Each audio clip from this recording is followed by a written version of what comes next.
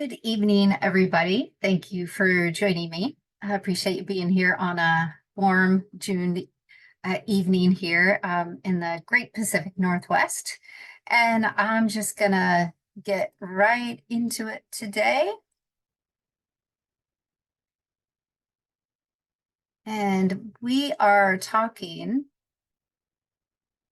about a basic introduction to nighttime photography.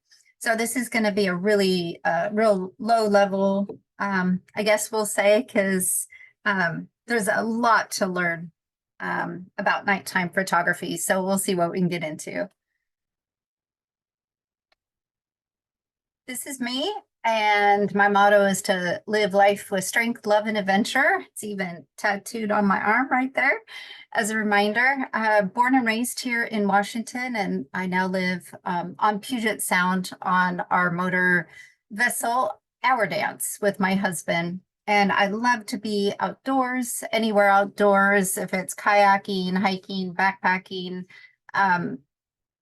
camping, everything, or of course heading out with our boat. But as a local world travel, landscape, and portrait photographer, I just have a huge burning passion for photography and living a purposeful life. And I love sharing what I see, what I feel, what I experience in the world. And I love to bring it to people who themselves can't necessarily go out and see these places on their own, but I can bring it to them via their cell phone or their computer, and there really is still beauty in this world.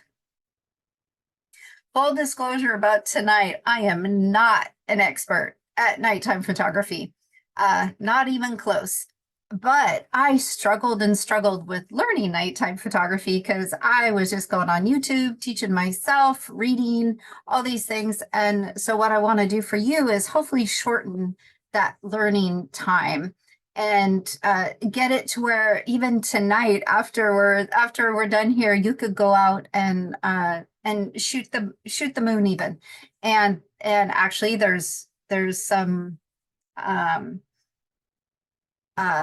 grumblings out there on some apps that the Aurora, well, actually the Aurora is showing itself up north and south right now, up in Canada. And so anyway, we'll be keeping an eye on that. But you really don't need fancy gear, just a curiosity, a tripod, and a few key settings for you.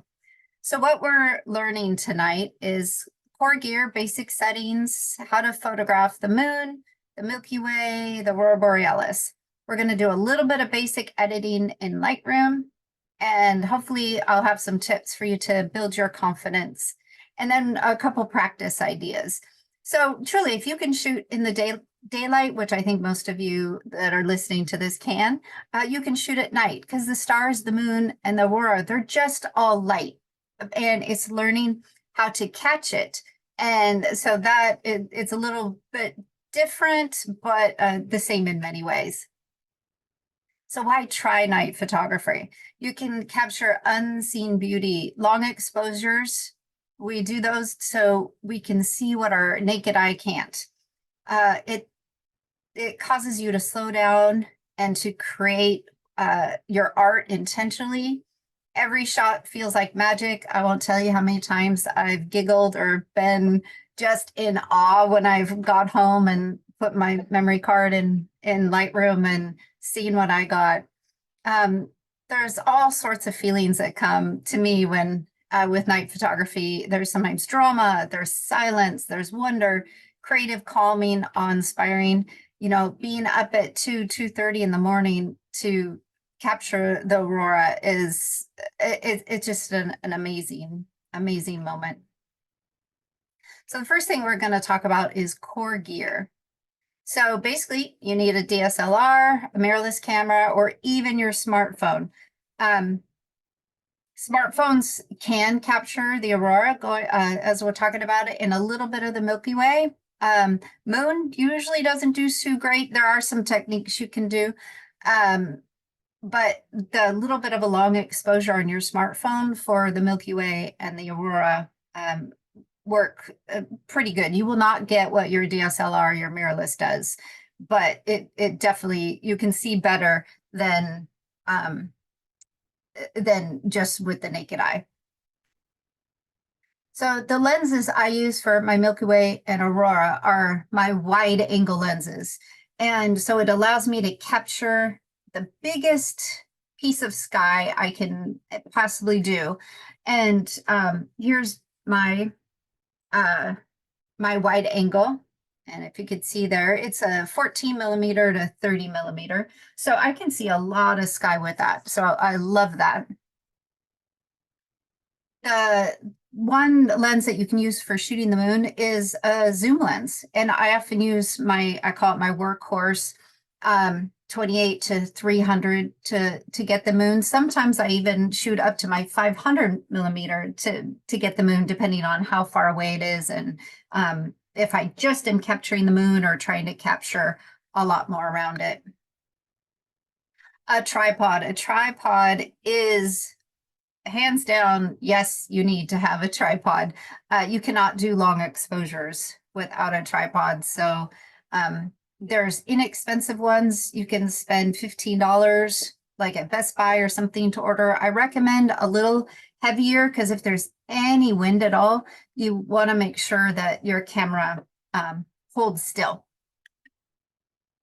The next really important part is the shutter release cable that you'll attach to your camera. So you're no longer touching your camera on the tripod, because every time you just hold the shutter down, it shakes the camera. So we want to try to remove any chance of shaking our camera. So shutter release. The other thing, if your camera has it, there often is a shutter delay, and that most often I use a shutter delay. I just hit a couple buttons and set my camera for a 2-second shutter delay. So I do that.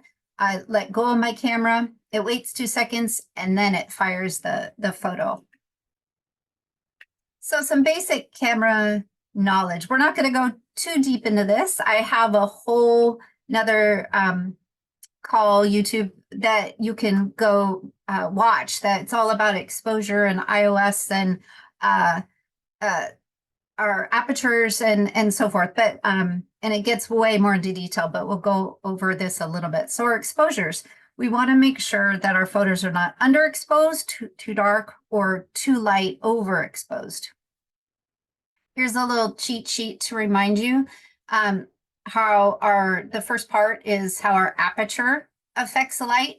The smaller the aperture, the bigger the number you think about. So f16 is actually 1/16. So it's a fraction. So you think 1/16 as opposed to 1.4 at the other end of that scale, you can see how much smaller is in there. But the smaller the number, the smaller the number, the smaller the fraction. So in this case, 16, that's showing, the more is in focus from front to back, as opposed to like 1.4. It's a very, very shallow depth of field. And you can see the little person here hanging out in front of the little mountain and what the difference does. Our shutter speed can affect movement and light. So the faster the shutter is, so 1/500th of a second, is less light coming in than as opposed to if you do a 1/2 second exposure. But that 1/2 second will be allowing a whole lot more light coming in. So it affects two things, motion and light. So ISO also allows less light or more light, depending on the number. So the bigger the number, the more noise is introduced, and the more light you can see. So our exposure triangle, if you remember, it's those things, the ISO, shutter speed, and aperture.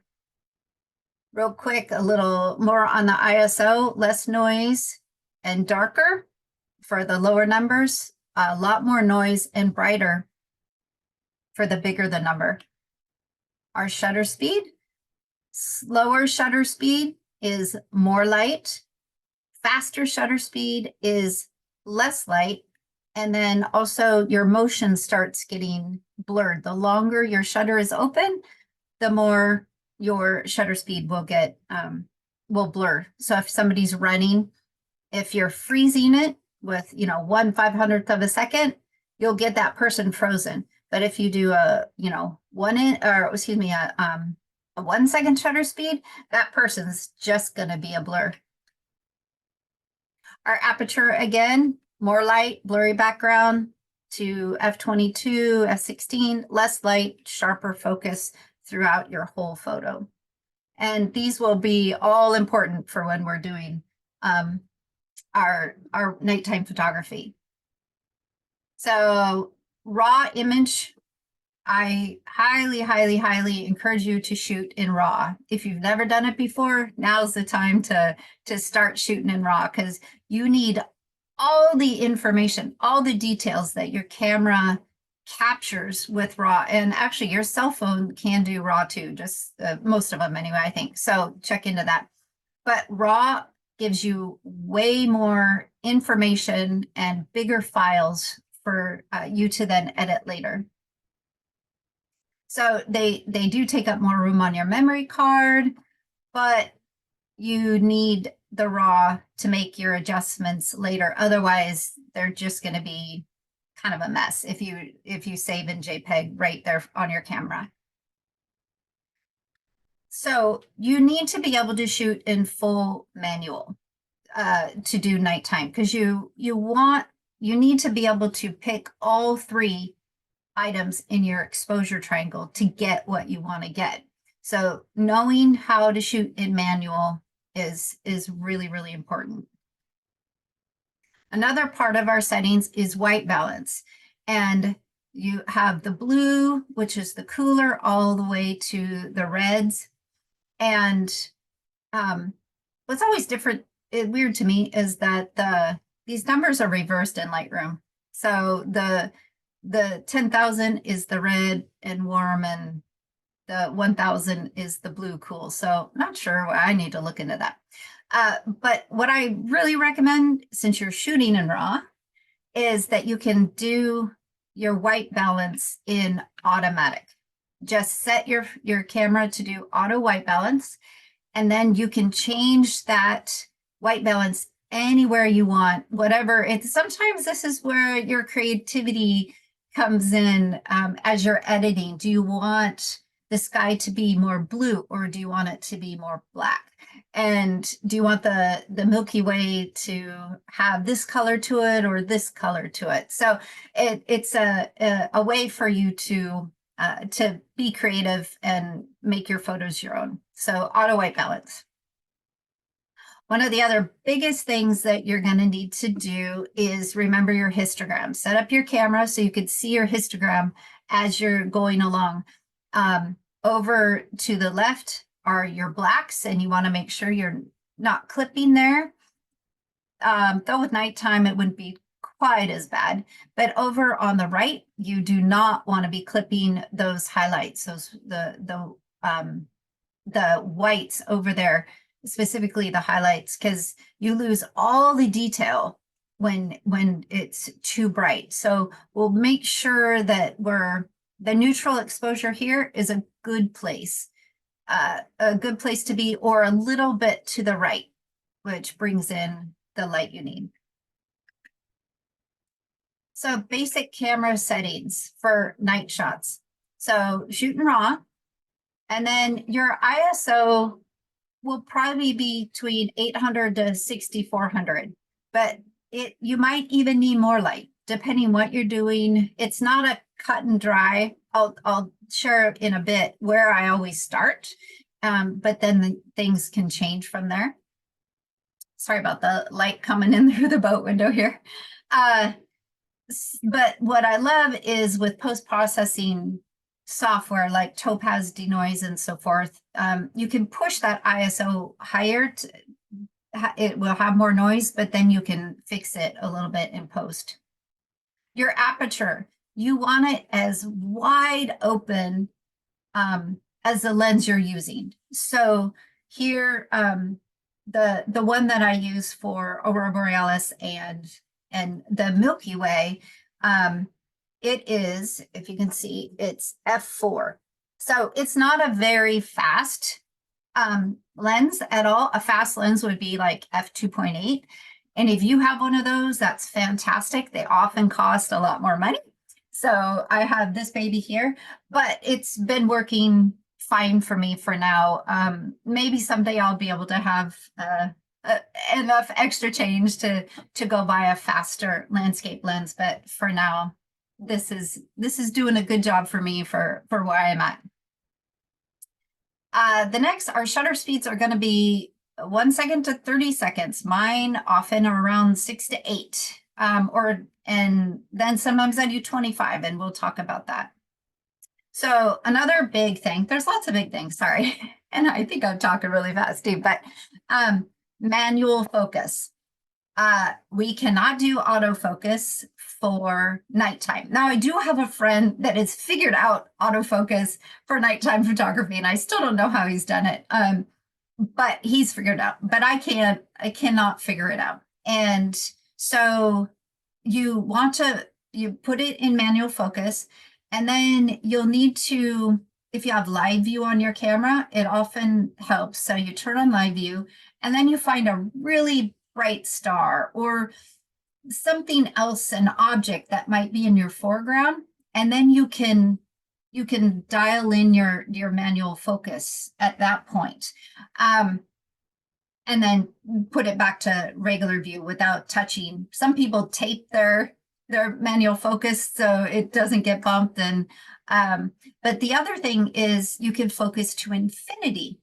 And let me see. Well, oh, this is funny. Okay, this lens doesn't have it, but this one spinner here too. My other lens is marked with the infinity. It's that sideways 8, and you can turn your manual focus to that and see how that does. I'm kind of blessed. I lucked out, really, is I shoot with a Nikon Z6, and every time you turn on the camera, it actually, while you're in manual focus, actually automatically sets to infinity, which is really, really cool. But learning to focus on something manually in my view, or it might just be a star. You might be able to focus on the brightest star. But you're going to want a manual focus. Otherwise, everything will just be blurry. So always review your histogram on your test shots. And don't just look at the back of your screen and go, oh, that looks pretty good. No, you want to be looking at your histogram. Believe me, I've done this mistake often.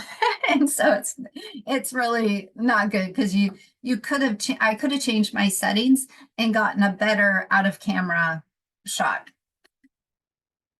So first we're going to talk about photographing the moon. And let's see. So for photographing the moon, I use, like I said, my workhorse, 200 meter, 300 meter telephoto lens. But everything depends on what lens you use, how dark it is, how much moonlight there is. So you might be shooting a sliver, you might be shooting a full moon. But what I recommend is you start maybe halfway in between her, or even, yeah, maybe halfway in between. And you can set your aperture to wide open. So f.4, or actually my workhorse is f.6. And then a pretty quick shutter speed, about 1/125 if you're on a tripod, which I'm thinking you are. And test shot it, see how it is. Is there any detail in the moon, or is it completely blown out and all you see is this white orb? And remember that histogram? Your histogram will show that everything has clipped over to the right side. So you got to start backing down. So maybe you lower your ISO. Always a great thing to do. Reduce a little bit of your noise. You can change your aperture to go up to like f7, f8, f9. or you might need to do a faster shutter. And here I do say faster if hand holding, because in all honesty, I live on a boat, and sometimes I get to photograph from my boat, and if it's calm out, I won't even try if it's not calm. But if it's dead calm in the marina, I'll give it a whirl. But man, is my shutter fast. My shutter is really, really fast. And because that's the only possible way for me to be able to do those, to catch anything. So avoid that overexposing. You don't want anything over to the right. The other thing you can do, try a moonrise or a moonset with silhouettes or landscapes in front of it. Use a moon with, behind trees. It looks really cool, or behind a mountain, or maybe even a person standing in front of the full moon if you're able to work out that composition. A tip, rising full moon during blue hour gives the best balance of light. Here we are. So again, be careful not to overexpose that moon, because you'll just get the white blob. And again, check your histogram. So what I do, let's say I'm on the boat and I'm hand holding, I'll double, and I do this especially with even shooting wildlife or different things, is I often use the rule of I double my focal length to set my speed. So if I'm shooting at 300 millimeters of the moon, I will set my speed for 1/640. So whatever's the next increment from shooting double. I just found that I get way more steady photos, less likely to have a blur in them if I do that while I'm hand holding. Some people are more steady and can do it, but that's my rule of thumb.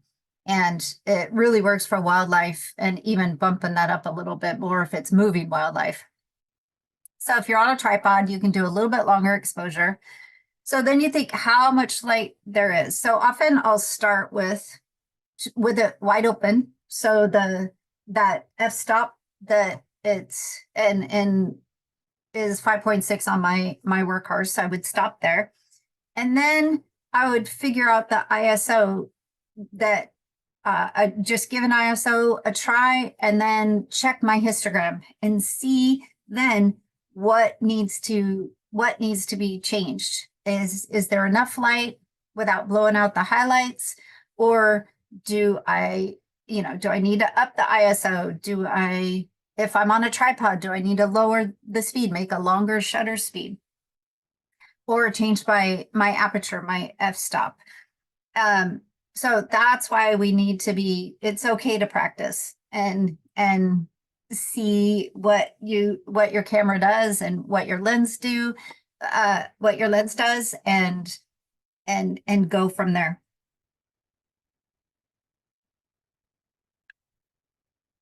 So here, as you're looking at these, sometimes, and I made this big mistake just a couple days ago. I was camping, and it was like 99% full moon, and it was just coming up, and it was at sunset. So it had this beautiful blues and pinks and purples and pinks. And actually, we're going to visit that photo a little bit later.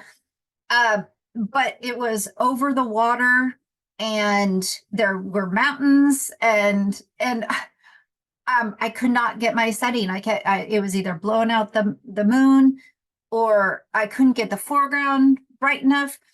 And if later on I thought about it, usually you don't need any special. So the ones you're looking at here, you don't need any special filters or anything. But if I had dropped in a graduated neutral density filter where it's a little bit darker on the top, and put the moon behind that, and the bottom would have been clear, I think it would have been a whole lot easier to balance my lights and my settings out for that shot. But that's a little more, if you have those, great, and we can discuss that later, but for now, we're just trying to do just our camera and lens. So here is the pink full moon that was in April 2025, and same night here. Pretty close to the exact same settings. This one, the lower one here, was just a little bit slower. I mean, not by much at all. And I was standing on my boat, so that's why I really needed it so fast, or my shutter speed so fast. But look at all the detail that came in, because I made sure I didn't clip those highlights, so I could bring down the highlights and it would show, you know, the, what are they, the lakes and the man on the moon and all that stuff. Right here, this is a way, this was a full moon that was setting way across the water.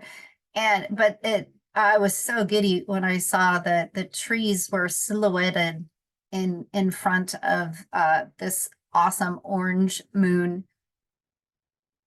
So you don't always need a full moon. Look at what this one did to the half moon. And I'm sorry, I don't have the settings. I accidentally deleted the original, so I don't have the settings for it, but I'm pretty sure it was close to these over here. Almost, you'll see most of them are pretty similar, but the detail I got, and I love it that this was all in shadow. Here's an almost full moon, but what was cool about this was how it looked like an eye, right? A big monster eye in the sky, and how you can use clouds to add some really cool drama. And that was wide open for the lens I was using, 1/640th of a second, and only an ISO of 4000. Here's some more, not a full moon. I think it just adds a really cool detail. Here's one shot across the water with the, from here, standing on my boat. So it was during winter, and you could see the excuse me, the snow on the Olympic Mountains, just a hint of it. And it, I believe it was blue hour, like right before the sun was going to come up, the moon was setting. So it just looked fantastic. If you guys remember the lunar eclipse that just happened in March, I was over in Othello in Eastern Washington, and I got to shoot the lunar eclipse over there. And that took some work, because what you think is bright, and then it got really dark. It got more dark. So here at the beginning, well, this is the eclipse happening here. So this is still the moon. My ISO was only at 125 in this one here, but after the moon got in full eclipse and caused this really cool red color, here I had to up to ISO of 4000, and I was shooting, that's a quarter of a second. And this one was 1.3 seconds with an ISO of 1250, wide open for the lens I was using. So that's how dark it was, and I needed to be able to get that moon, and what a difference it was for just the period of time between it. Here's another fun one. I was standing on my boat, and it was a gorgeous full moon. I believe I got up like at 5 in the morning or 4:30 in the morning to shoot it. And this is our West Point lighthouse, and the moon was pretty much setting behind it here. And I like that I was able to get this. And it was July, I believe. And so I think it was the heat that kind of warped the round moon. And then here it is going down behind the trees across the water, which I think looked pretty cool. And this, it was dark. All you could see basically was the light and the moon. So getting this foreground to show up at all, you see, I had to shoot at ISO 10,000, which is crazy. And it must have been dead calm for me to even try at 1/320th of a second. Goodness, another full moon out in Skagit. I was driving home from Whidbey Island and wasn't even paying attention that was full moon, and driving down a little road, and I looked over and I was just gassed. And again, like I mentioned earlier about having a filter, because I was really struggling with the foreground. I didn't have trouble here because it was silhouetted, right, with the trees. So that was much easier to get the exposure I wanted. But these two, I really wanted the full moon. I didn't want a white blob. I wanted the detail.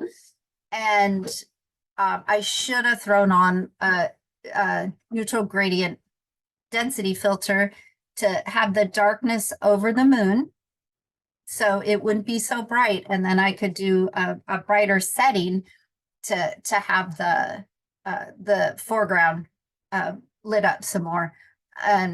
But I did manage to grab a couple. So the next thing we're going to move on to is the Milky Way. And what I love about what I've discovered for me is the Milky Way and the Aurora. I start out at the exact same settings. Excuse me, exact same settings. And then I adjust from there, but often it's pretty close. So the best lens that I use is a wide angle. So anything from 12 to 24. Some people do 50 millimeter, and that's okay. You just don't see as much of the sky. It's a lot more intimate. The settings is ISO 1600 to 6400 plus if you need more light. Aperture wide open for whatever lens you're using.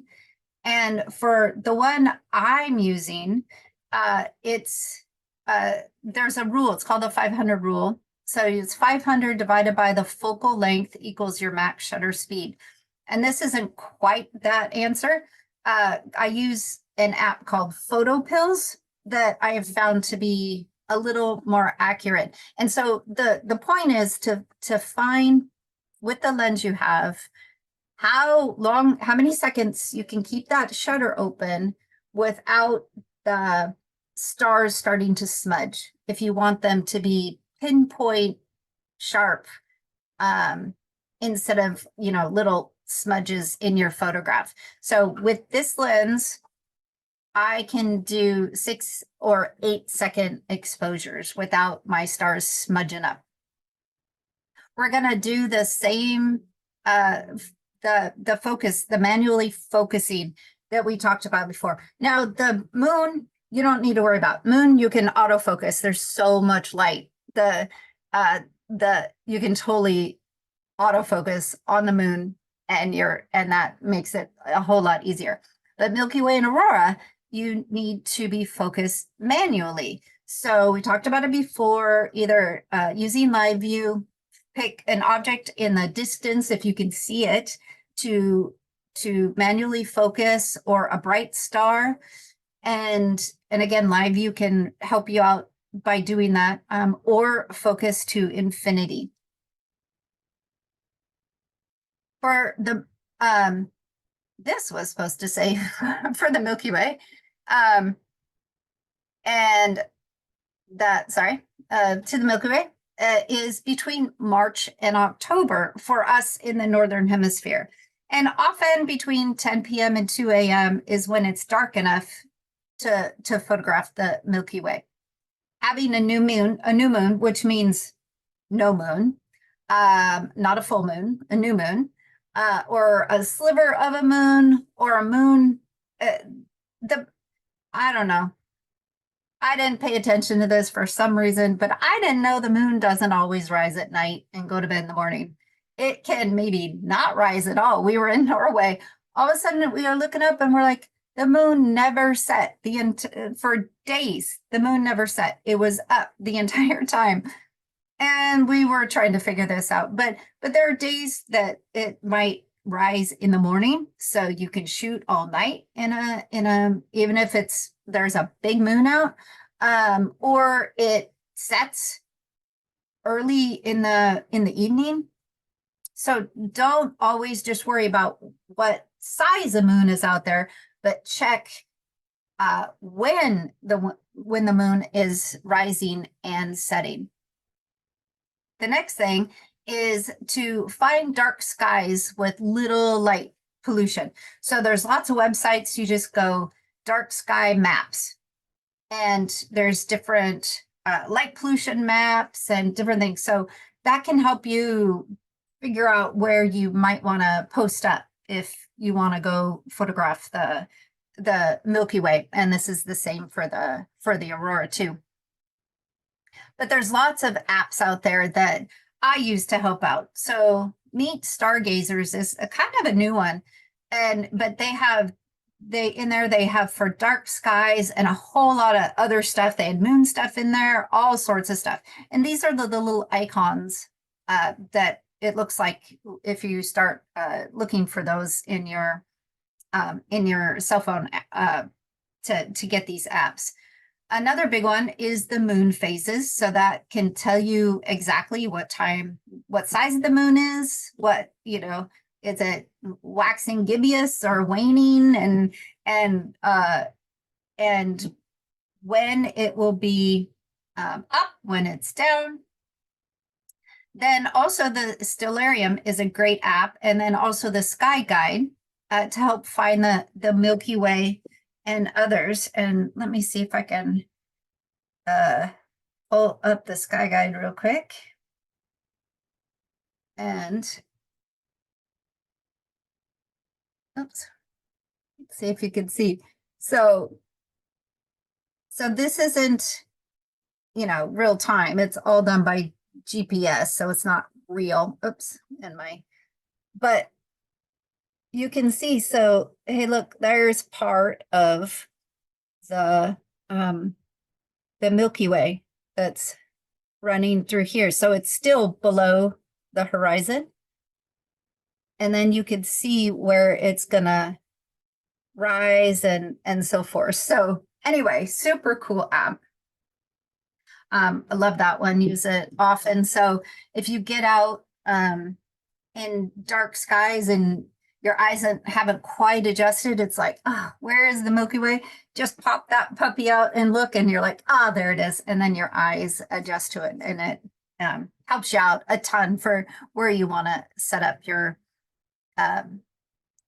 camera.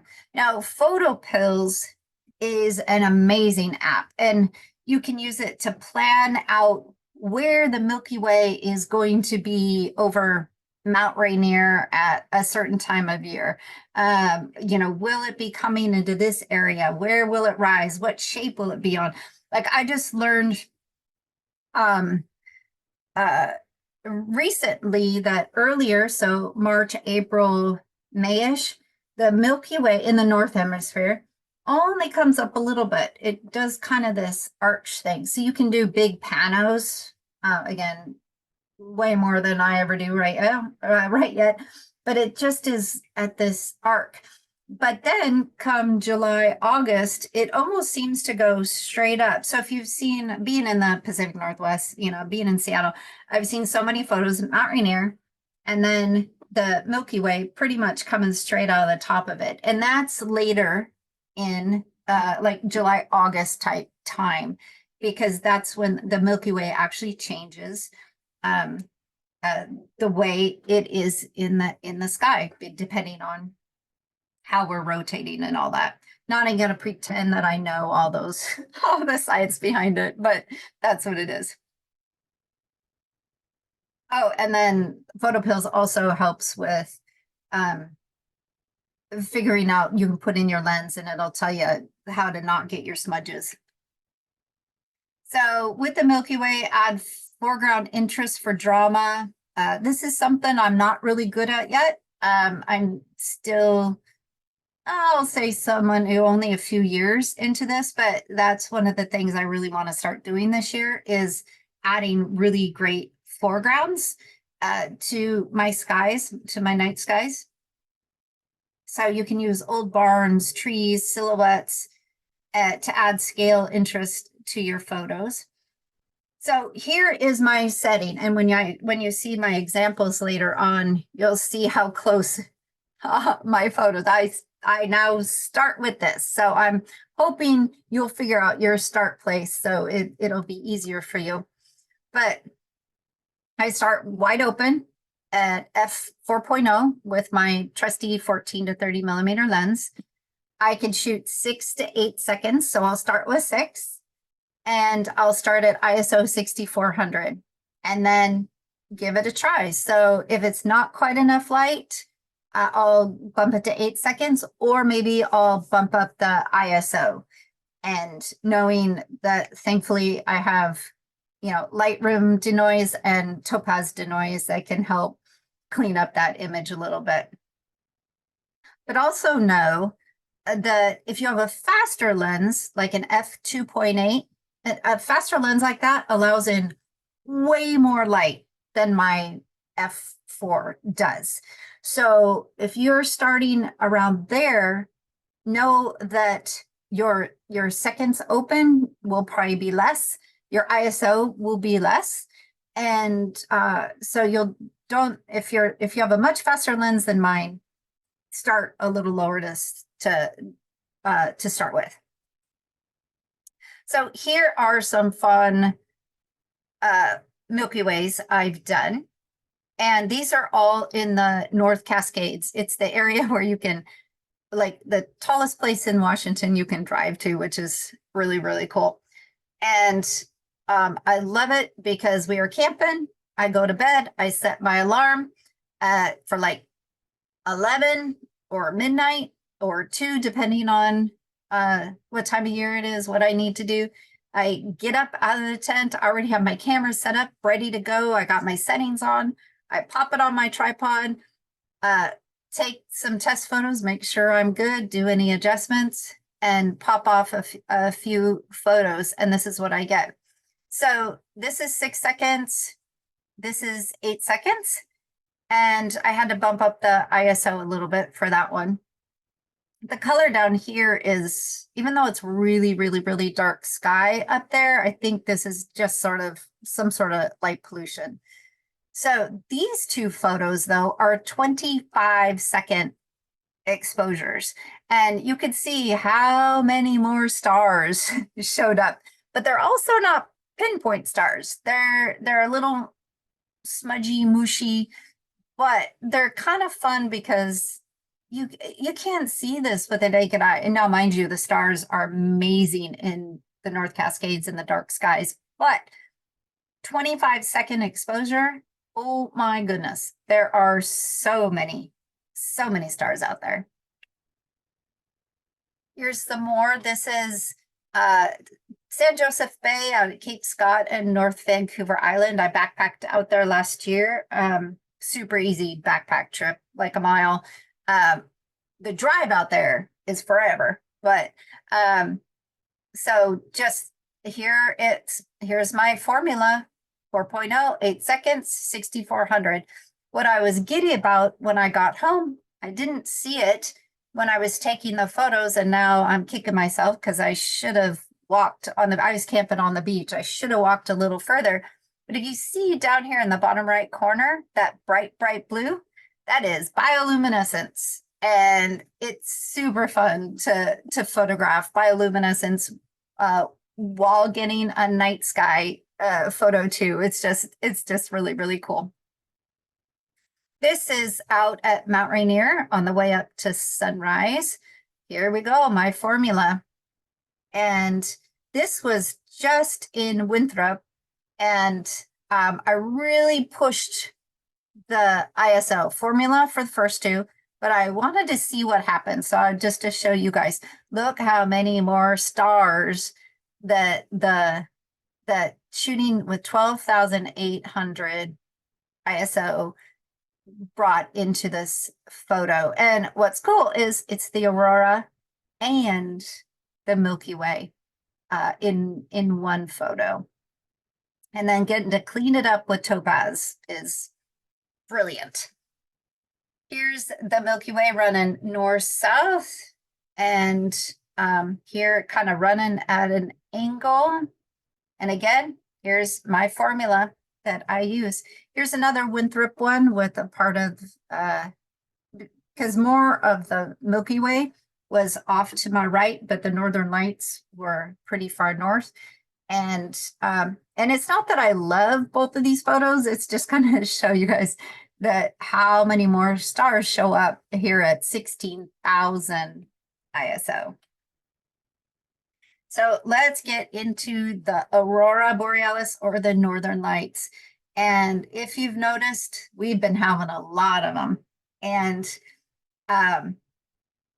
it's just super cool. And we'll talk about that in a second. But again, this is basically the exact same slide that I just did for the Milky Way. We're doing the exact same thing.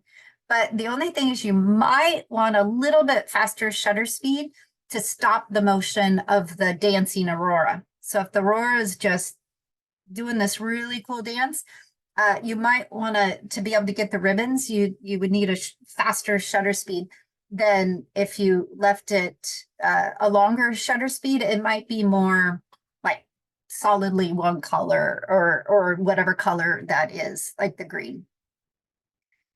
And we're gonna manually focus the exact same way. Start with exact thing that I do for Milky Way. This is what I'm excited to tell you guys. And this is my experience, again, not an expert, but what I've discovered for me, and I'm getting it. Now I know I have a lot of learning to do still, but I am getting stuff now as I'm still learning. So I use the same formula again. So the best time of year is usually fall to spring, but I'm going to asterisk here. That's our normal. But right now we are in an 11-year cycle for the aurora, and this year is the peak. So if you think of it as a hill, we've been climbing up, and this year, 2025-ish, is the peak. And then we're going to have a few more years of it coming down the other side. So it's been amazing. We've had huge storms, and it's wonderful. I don't know how many people that have never, ever seen the aurora before can walk out in their backyard and look up and possibly see the aurora. Like the last September, we just had a couple great auroras just recently. Super cool, fun stuff that's happening. So find dark skies with little light pollution, just like we did for the Milky Way. And the apps I use are Aurora Alerts, the Aurora Space Weather. And I'm gonna show, because my phone keeps blowing up with stuff that's happening. So I'm gonna, whoops. If you can see, I'm gonna click on Aurora. And then up here is the Aurora map. And of course I get an ad at this point. Someday I'm gonna get rid of these, ads. Okay. So if you can see North America, Canada, this is the aurora that's happening right now. And red, friends, is really, really good. So we'll be watching here. And it's showing that people as low, here's Chicago, New York, that the aurora can be seen from there. But I need to do one little thing. I'm going to pop on the clouds, and then I'm going to come over to where I am. Whoop. And we have a lot of clouds. So, and then it's cool because you can do all, and then you can see, oh, is there any aurora getting through any of the clouds? Hopefully you can see that. So super fun. And they have forecasts. You can learn about what's going on right now, what's going on in the next week. So it can help you plan. They're not always right on. They change. You can head out going, oh my goodness, it looks so good. And then poof, it just dies. It goes away. I want to show you a couple. Oops. So I'm going to do the Aurora alert, this one right here. And a lot of people that I'll say are uneducated, because this is what I used to go off of too. People say, oh, what's the KP? And then it's like, oh, the bigger the KP, the better the Aurora. But it ends up the BZ is one of a really, really good, hope you can see that, is a really good indicator of the Aurora. And you want negative BZ. And so right now, so see how it's -11, if you can see that. And then what I showed you on the other map where you could see the Aurora, that's pretty cool. And so pretty cool thing. Also, I'll show you one more thing now. Is back on the first app I showed you, they have live Aurora cams. So you can look what's going on all over, well, Northern Hemisphere. And you might be able to find one that's close to you. So we have one, if you're out here in the Pacific Northwest, it's over at over on the peninsula by Hansville. And so you can actually see in real time. It's a live camera and see in real time what's out there. So here's some fun. Like I said, my formula, and it's working for me. And this is at Port Townsend, and this was just on June 1st, 2nd, in the middle of the night. This light here is the lighthouse that's out at Fort Worden. This bright light is a big cruise ship that was coming back into town after being, I'm sure, a week up in Alaska. But I loved how the water was calm. So I got some great reflections, some wonderful spikes, different colors, and it was a really fun show. This is when we were in Norway. We took a motorhome around northern Norway in the Lofoten Islands, and I think we were in the motorhome 8 days, and 5 of the 8 days we had an aurora, which was fantastic. And every night they were different. It was so cool. We never had the exact same aurora, type of aurora. This is our first night in Norway, and we had just got into town, and our driver was like, our taxi driver or Uber, whatever he was, he's like, look up, be sure to look up. And we're like, look up, of course we're going to look up. Mind you, we're used to our aurora being right above the horizon. You look north at the horizon, and then our aurora sits right up here. In Norway, you're so far north into the Arctic that the aurora is on top of you. So you seriously look straight up, and the aurora is everywhere. Now, mind you, I did get to experience here in the Northwest last May, and is that not that one? It's on the next page. Last May and September, I think, where we did have some aurora straight overhead. The storm was so big, so super awesome. But this is called the corona, or the center of the aurora. I didn't realize it was something cool that we were seeing while we were out there until later. But you can have the ribbons. This night, this was our last night before we had to come home, and the entire place glowed green. And if the clouds hadn't been here, it wouldn't have been as cool. And everything, I mean, there was water out there. Everything was just green. I like this one here. It just looked like some other galaxies, from far, far away. So this is the one in May, our big one that so many people got to experience. It's so cool. So many people that have got to see it. It's really neat.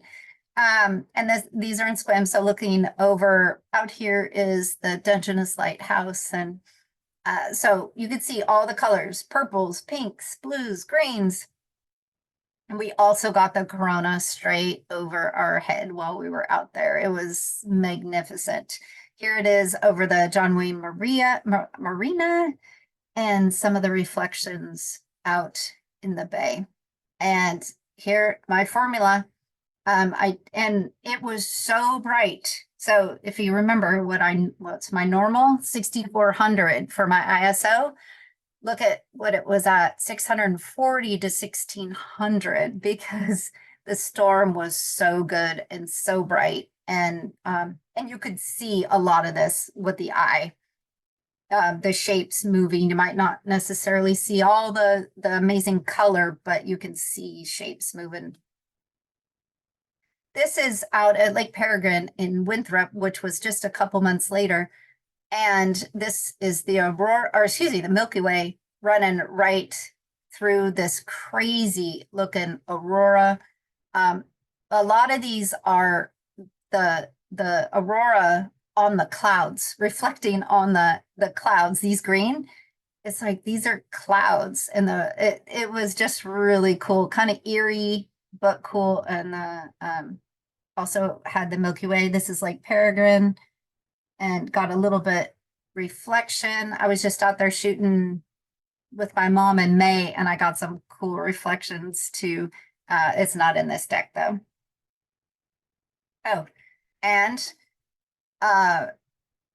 these actually, yeah, I had a little more fun with these in that most of them were 25-second exposures. I just wanted to do a little bit different. Instead of my 6 to 8 seconds, these are, except for this one, I think this one was shorter than 25 seconds, but these were 25 seconds. So you could see the clouds movement in the clouds even.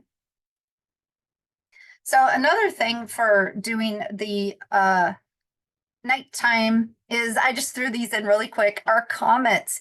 And now I've got to see 2 comets, photograph 2 comets. And this one was back in November, and I was in Eastern Washington and got it here. I should have gotten my my remote control, so I could have done, my camera only does a 30-second exposure unless you set it to like bulb is, and you start it and then you stop it, but you need to have the remote to be able to do that. And I didn't have it with me, sadly, and I should have done that because then I could have gotten a much bigger trail, but these are 30 seconds. And then this is, if you remember way back, 2020, was it? Comet Neowise. And this was taken from our dock with it right there. So here's some editing tools. We have Lightroom. I use Lightroom and I use Topaz Denoise. And I've heard Topaz Denoise isn't available anymore. The Topaz still has a Denoise AI. I've heard it's not as good as this Topaz Denoise, so maybe they'll figure that one out. But I'm gonna, let's see. All right. Well, let's see. Okay. I'm going to go finish up through, and then I'm going to go edit in real time a couple photos for you. So we'll get back to that. But some tips and mistakes. Well, some tips that you need and mistakes to avoid. So I'll go over these really quick. A headlamp with a red light to preserve your night vision is awesome. Plus, it's less likely to make anybody around you mad by shining a big bright white light in their eyes.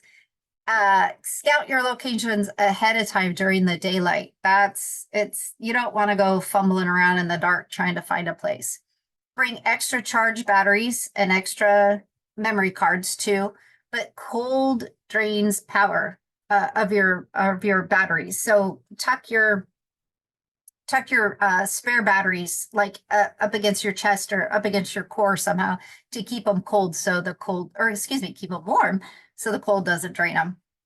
Dress warm. It gets cold out there. I finally bought electric socks, little battery things to keep my feet warm because it's cold out there, and when you're out there for a long time, really no special filters are needed. For Aurora or Milky Way, I did mention if you're shooting the moon, maybe it might be helpful. Things to avoid: that shaky tripod. Don't use the shutter on your camera. Use the timer, the timer that waits 2 seconds for you before it triggers, or use your remote. You'll be kicking yourself all day after spending 2 hours in the cold, and maybe you drove 2 hours and you're pressing your shutter release every photo and you don't get anything to show. So avoid that.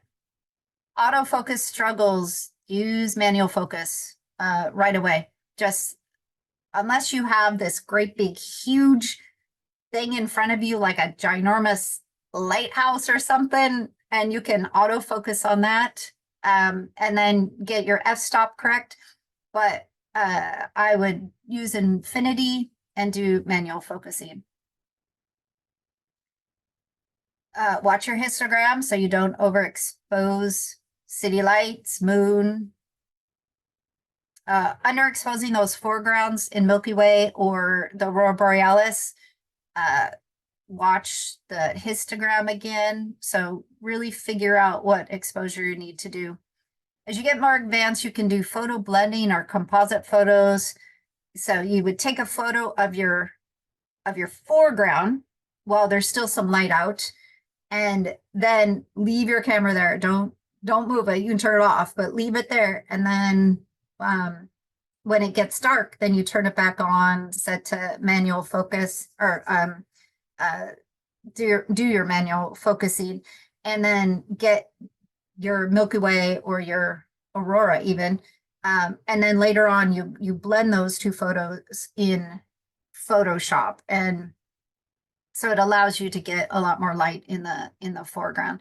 But that's just one of many things. So I do want to encourage you to, if you're really interested in nighttime photography, this has been amazing, absolutely amazing. And then there's the author, and he goes through everything about nighttime photography. He's super in-depth, super detailed, from gear to locations to techniques to post editing. Just phenomenal. And I believe he has a ton of YouTubes too. So anyone truly can do night photography, but the key is to slow down and experiment, practice, try all those different settings. I really want to encourage you to learn your settings, because if you're out there in the dark and you want to know how do you change your ISO on your camera without looking at it, you want to get used to those buttons. How do you change your aperture on your camera without holding it and looking at it? How do you change your speed on your camera? And those just come with practice and doing them over and over and over again, and get good at doing changing your settings without looking and stopping. You just want to be able to do it instantly, really fast. So you'll get there if you're not there yet, but keep practicing. So night photography is 50% camera, 50% adventure, which cracks me up for me, but it's true. I love getting out and doing nighttime photography. And often I'm camping, sleeping in my Jeep or sleeping in a tent.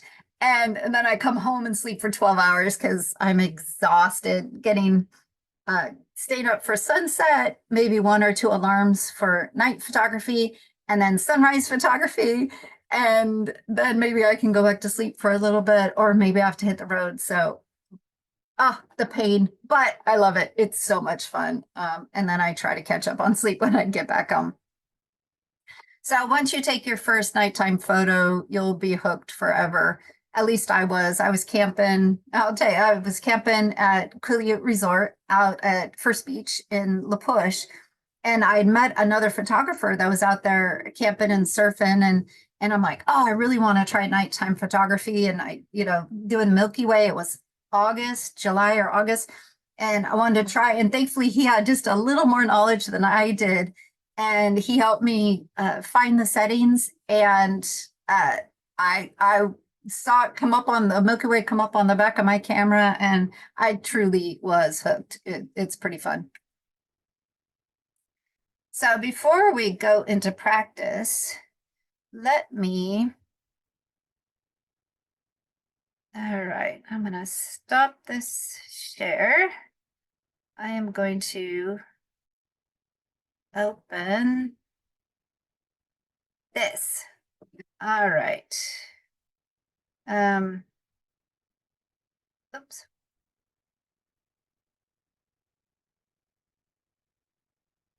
All right. Share screen. Lightroom. All right. I'm hoping this is working. So here is raw. Okay. This is the Milky Way, and this is out at San Josef Bay in northern Vancouver. So if you remember, raw has all the details. It has all the information, everything in there. But if this was JPEG, it would already be edited a little bit, because the camera goes, I see what you're trying to do. I'm going to add some light here. I'm going to fix the highlights here. I'm going to make it this white balance and so forth. And so even if when I look at this on my screen, right after I took it, it looked a whole lot more bigger. It looked bolder, all these things. But the camera is actually showing me what a JPEG would look like. So when I go and put this in Lightroom, I don't see a whole lot. But let's just play around a little bit. So I'm going to come over here, and I'm just going to pull up the exposure. Look at that. You can already see so much more. Now, while we're here, I'm going to come up to the temperature or our white balance. And you can see where it's blue, or you can, yeah, we're not doing that, are we? So I'll see where it was. That's where my camera said, hey, we're going to do it here. If I come over to custom, I can do auto, and Lightroom can decide. Oh, kind of like that.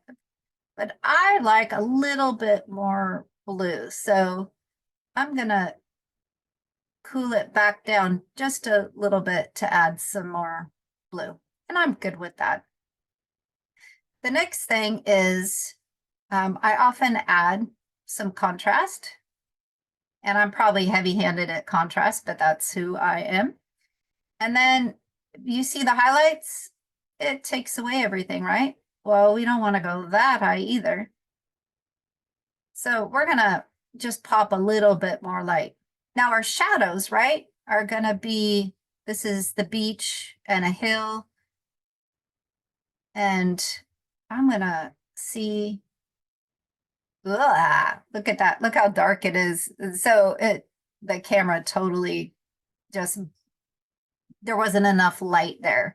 And so we're going to keep that more of a silhouette.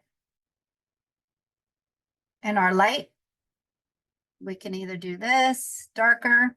I'm liking it a little bit brighter. And our blacks, we can bring that down. Now for fun, we add a little bit of texture. And I like adding the clarity. Again, I'm probably heavy-handed compared to the big professionals that, you know, are much better at this, but I like the look. And I do a little bit of dehaze and then add just a little bit of vibrance to get a little bit of the color. So see if we do saturation. Ugh.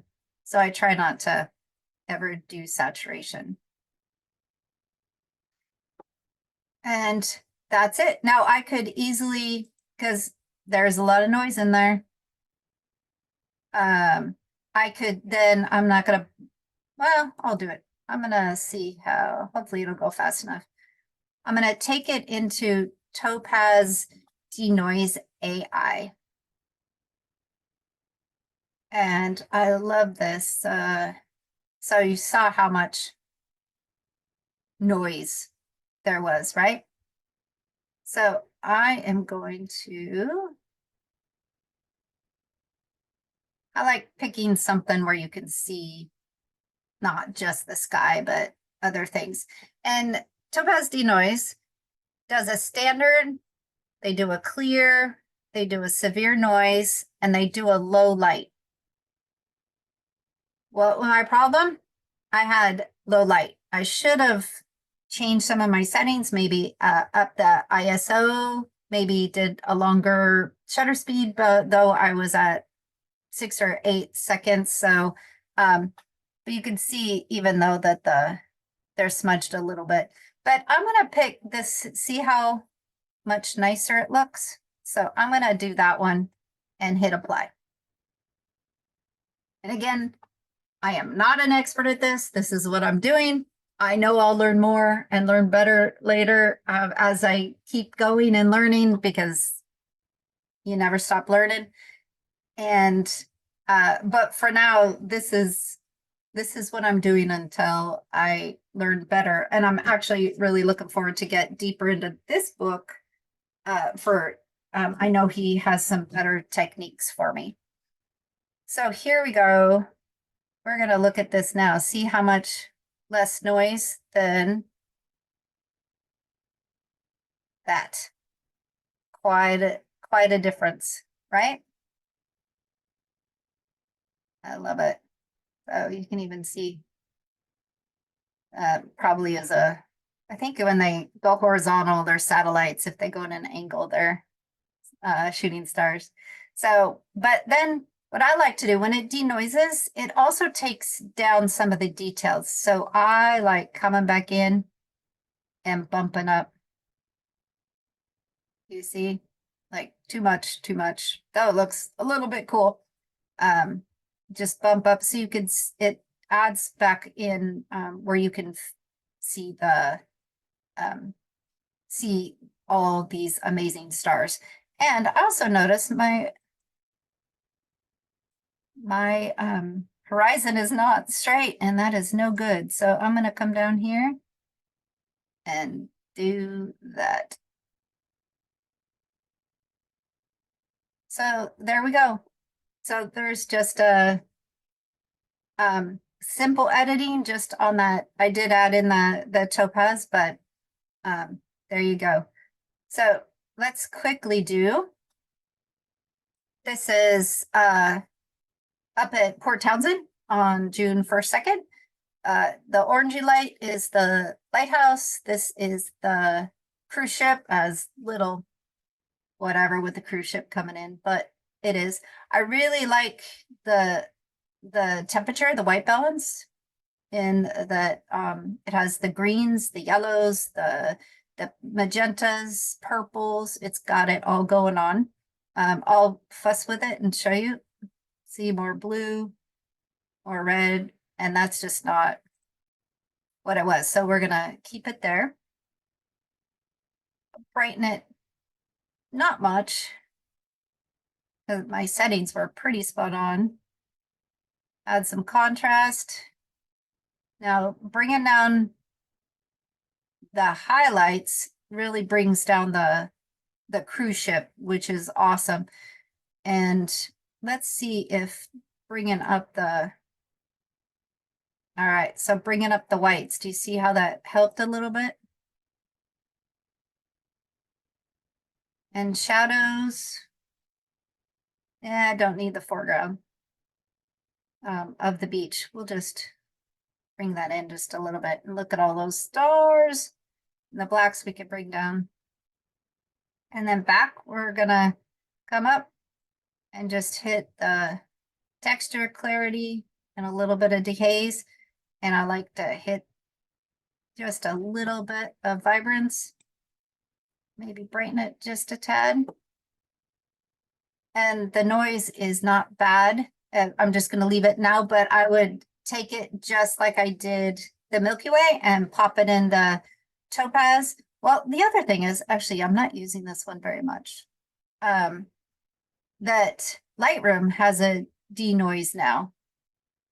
And I'm going to bring it in a little bit so you can see what's going on.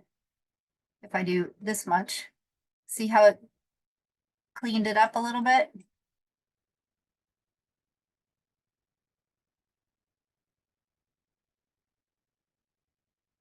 So it's the luminescent. So it just cleans it up just a little bit for you. So that is a little tool. I do like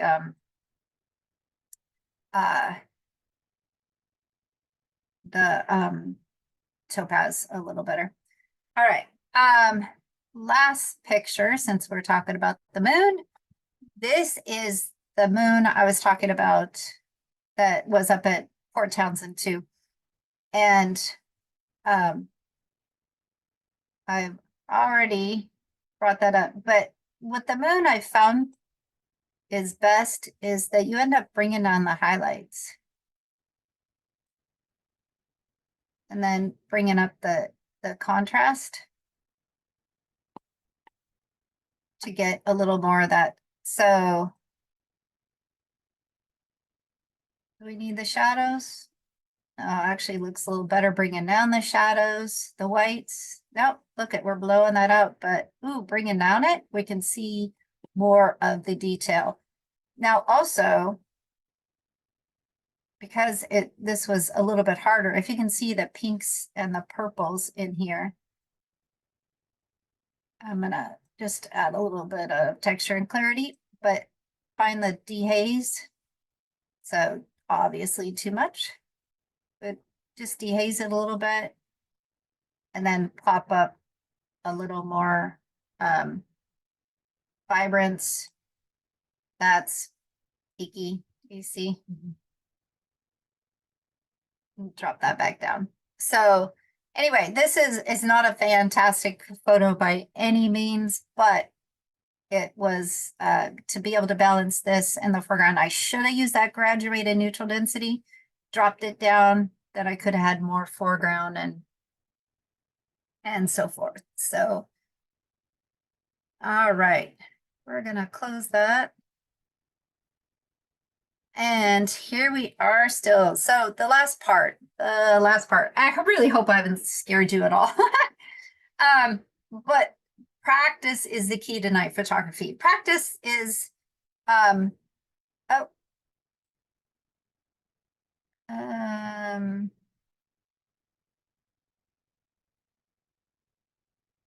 sorry about that. Not sure why it popped.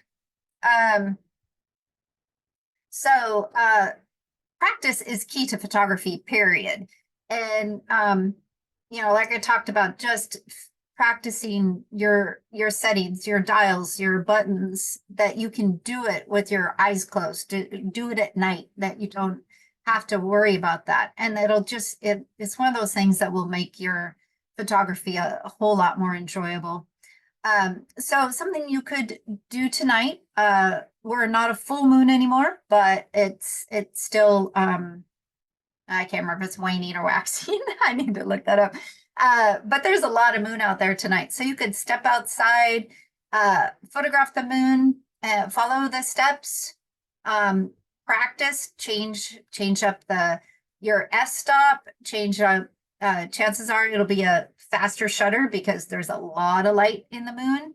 And your chances are your ISO won't have to be that high either, but use your histogram to read and read that and make sure that you're getting your settings good, so you can see all those really, really cool formations that are on our moon.